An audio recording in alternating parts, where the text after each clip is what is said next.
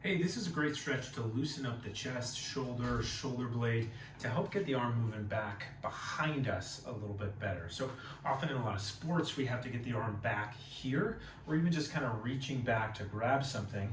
And if the ability to kind of rotate here is limited, or the arm to come back, we get compensations other places like the low back or potentially the neck.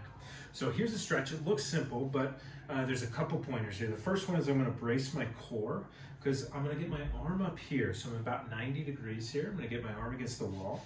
And as I go into stretch here, I don't want to overextend my back, because that's what happens when people are limited here. As they go to reach back, they often start leaning back here or rotating through their lower back.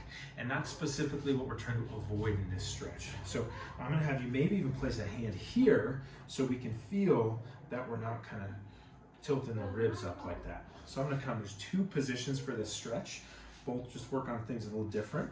So arm about 90 degrees. The first one is I'm just going to kind of lean and rock forward, almost like I'm going forward and at an angle.